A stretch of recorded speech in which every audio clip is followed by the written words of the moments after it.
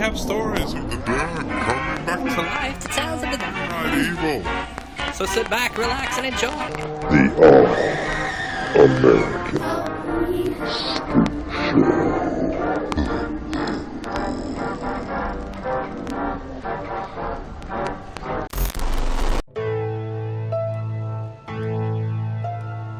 Hello, and once again, this is Josh from the All-American Spookshow Podcast. This is our number 8 favorite in the top 13 favorite horror films countdown, Halloween 2019 edition. So let's not waste any more time and just get right to it. Here's my number 8.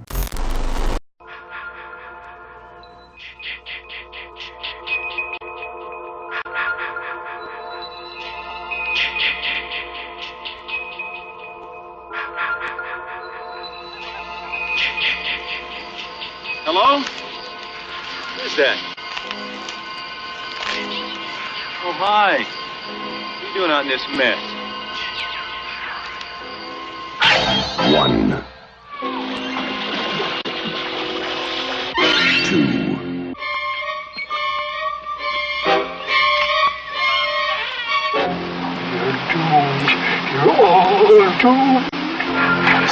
3.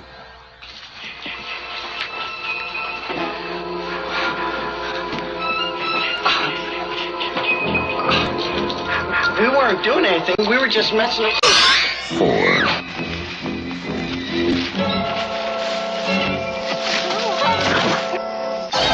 5. 6.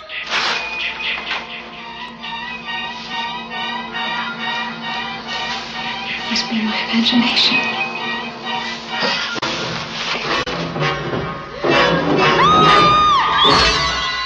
7. Can I help you?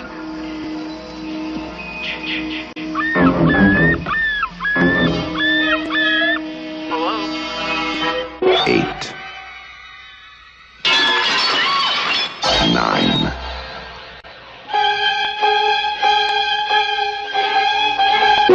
10.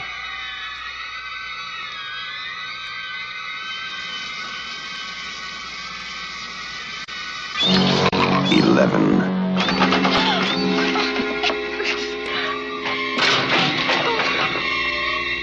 12. Friday, the 13th.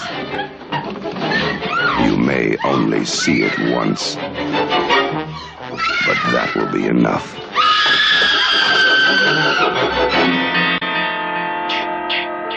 Friday, the 13th.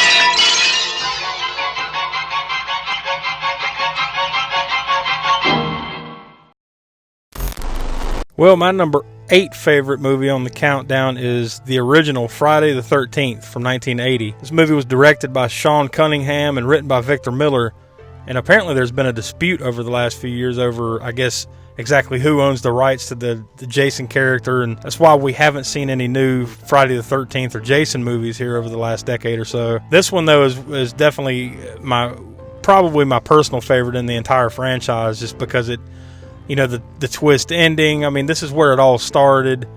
There's just something a little different about this one as opposed to the rest. I've enjoyed just about every Friday the 13th or Jason movie that's come out, but this one really sets itself apart in just, you know, the structure of it, the mystery behind it, like the whodunit kind of thing.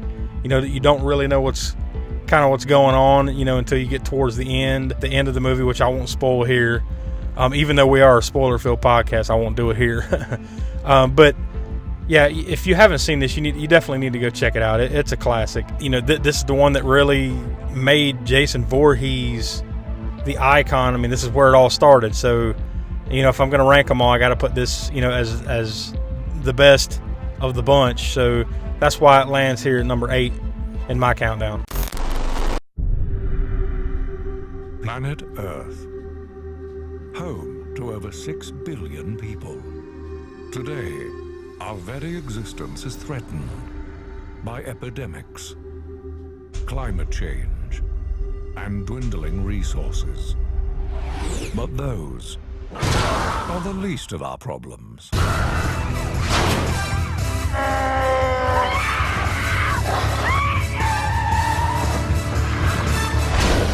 Welcome to Zombieland.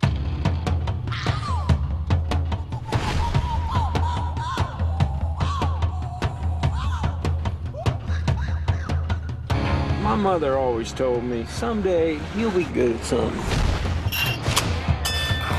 I mean, I don't think she could have guessed that something would be zombie killing. What do you think? Zombie kill of the week? Close, but no cigar. Zombie Kill of the Week went to Miss Cynthia Knickerbocker.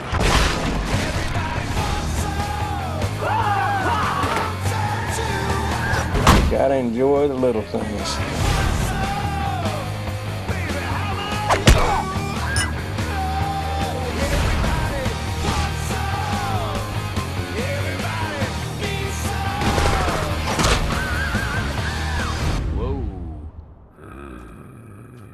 Well, these fellas really let themselves go.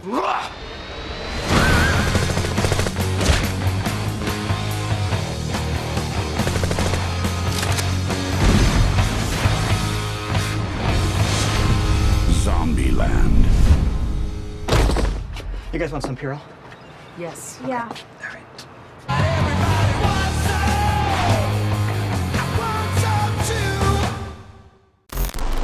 Zombieland. I mean, it's me, and if you've been paying attention to these, it's got comedy, it's got horror, it's got zombies. I mean, this is a perfect storm for me. Woody Harrelson. I mean, that dude is freaking hilarious in most things that he's in. Just the whole cast was great. I think they played off each other really well. Definitely looking forward to the new one coming out soon.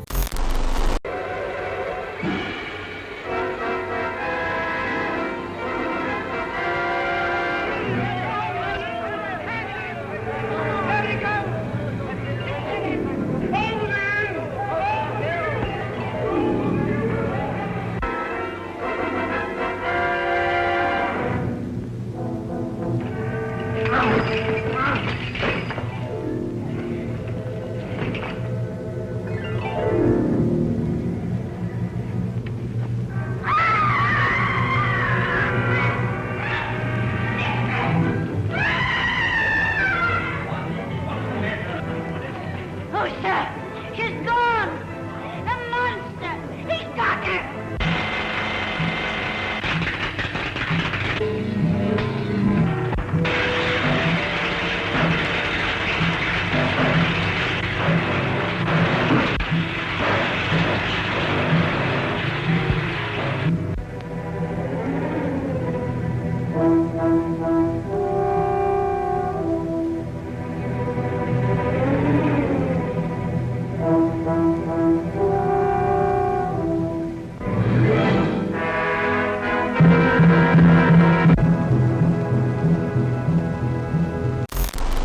This is Professor Smoak, and for my number 8 pick, I'm going with the classic horror film from 1935, James Whale's The Bride of Frankenstein. Iconic horror film. In fact, when it comes to classic horror, you can't get much more classic than the Universal monster movies. In fact, I think when most people would picture Frankenstein's monster in their head, they're thinking of Boris Karloff's interpretation of him.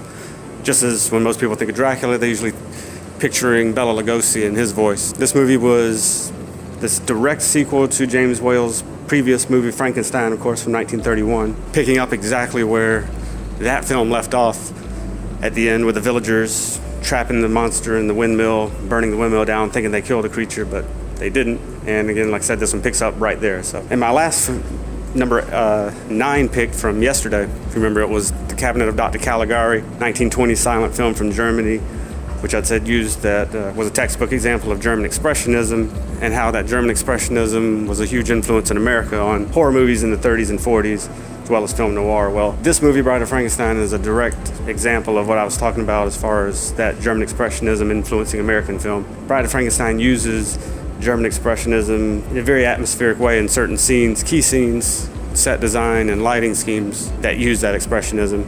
You can definitely see it in this film. James Whale directed a handful of horror movies, not that many really, but some very important ones. The previously mentioned Frankenstein, then it was The Old Dark House in 1932, and I definitely recommend that one as well, and The Invisible Man in 1933, and Bride of Frankenstein in 1935, which was his last horror film. Elsa Lanchester as the bride is also another iconic horror image. So again, James Whale's Bride of Frankenstein, 1935, goes down as being my favorite of the Universal monster movies, and that's saying a lot, as I love Universal horror.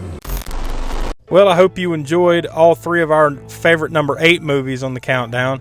Be sure to come back tomorrow to listen to our number 7 favorites as we keep on rolling towards Halloween and our number 1 favorite movie. So for Will and for the Professor Smoak, I'm Josh, and we are the All-American Spookshow Podcast.